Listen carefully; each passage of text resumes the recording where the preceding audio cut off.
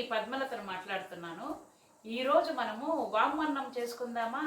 ఎందుకంటే మనం ఎన్నో రకాలు తిని కొంచెం కడుపులో అలజడిగా అజీర్తిగా ఉన్నప్పుడు ఏం చేస్తామంటే ఇది నివారణకు మనం ఏం చేయాలో అర్థం కాక ఆలోచిస్తున్న సమయంలో మనకి వామన్నం గుర్తొస్తుంది. వామన్నం చేసుకోవడం వల్ల జీర్ణక్రియ చక్కగా ఉంటుంది, జలుబు దగ్గు ఇవన్నీ పోతాయి. కడుపులో నొప్పి ఉన్నా పిల్లలకి నొప్పి ఉన్నా కూడా బాగా పనిచేస్తుంది.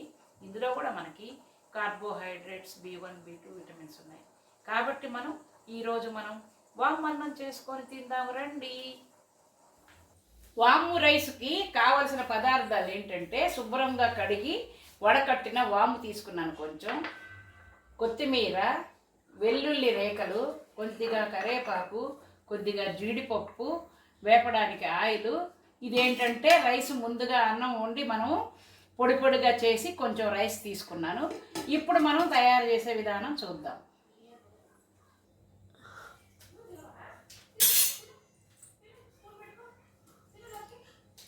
స్టవ్ ఆన్ చేసాము. ఇప్పుడు ఇందులో ఆయిల్ వేసుకోవాలి.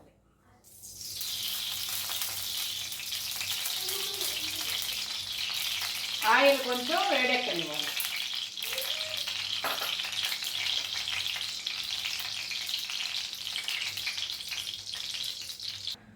ఆయిల్ వేడెక్కింది. ఇప్పుడు మనం కొంచెం వాము వేసుకోవాలి. ఇందులో ఈ వాములో కూడా బి కాంప్లెక్స్ ఉంది, ఐరన్ ఉంది, కాల్షియం ఉంది. ఇది చాలా మంచిది మన హెల్త్కి.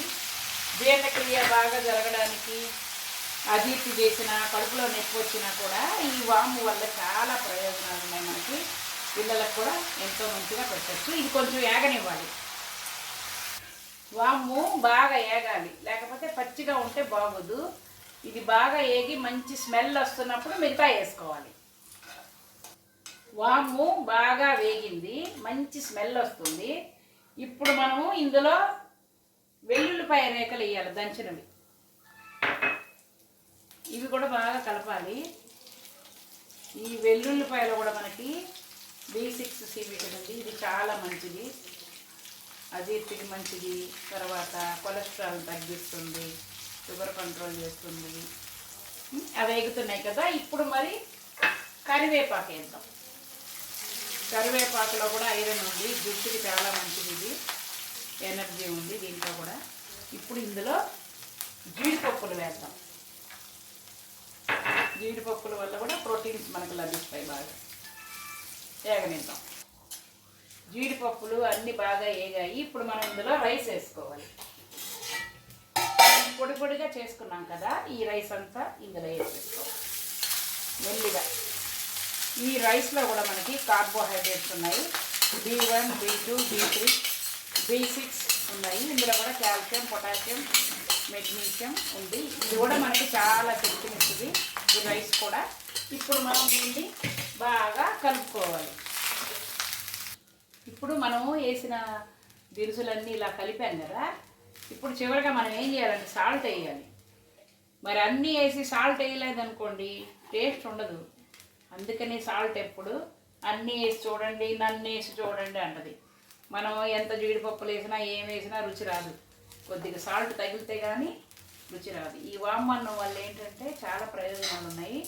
యాంటీ ఆక్సిడెంట్స్గా పనిచేస్తాయి. ఏంటంటే కడుపులో నొప్పి వచ్చినా, అజీర్తిగా ఉన్నా, కడుపు ఉబ్బరంగా ఉన్నా, కడుపులో అలజడిగా ఉన్నా ఈ వామన్నం తింటే మన పొట్ట సర్దుకుంటుంది. పిల్లలు కూడా కడుపు నొప్పి వచ్చినప్పుడు వాళ్ళు ఏం చెప్పలేరు, ఏడుస్తారు. అప్పుడు మనం అన్నం కూరలు పెట్టకుండా ఈ వామన్నం పెట్టామంటే వాళ్ళకి కాసేపటికి అన్నీ సర్దుకొని కడుపులో ఏడవడం మానేస్తారు. అది కడుపులో నొప్పి వచ్చిందని మనకు అర్థం, పిల్లలు ఏదైనా తినకపోతే. అప్పుడు ఈ వామన్నం పెడితే చాలా మంచిది పిల్లలకి. ఇది కొంచెం మగ్గనిద్దాం మూత పెట్టి. మూత తీసి చూడగా అంత చక్కగా కలిసింది. ఇప్పుడు మనము ఇందులో కొత్తిమీర వేద్దాం. కొత్తిమీర వేసి మూత పెట్టి స్టవ్ ఆఫ్ చేసుకుందాం. తర్వాత సర్వ్ చేసుకోవాలి. చూసారా, మనం తయారు చేసుకున్న వాము రైసు ప్లేట్లోకి సర్వ్ చేసుకున్నాము. ఇందులో కొత్తిమీర, కరివేపాకు, వెల్లుల్లిపాయలు, జీడిపప్పులు, వాము ఇవన్నీ ఉన్నాయి. ఇవి తింటే చాలా టేస్ట్గా ఉంటుంది ఈ వాము రైసు. దీనివల్ల ఎవ్వరికి ఏ హాని ఉండదు. ఎంతైనా తినచ్చు ఈ రైస్. పిల్లలు, పెద్దలు, వృద్ధులు అందరూ తినచ్చు. జీర్ణక్రియ చక్కగా మెరుగుపడుతుంది దీనివల్ల. రండి అందరం కలిసి ఎమ్మి ఎమ్మిగా వాము రైస్ తిందాం.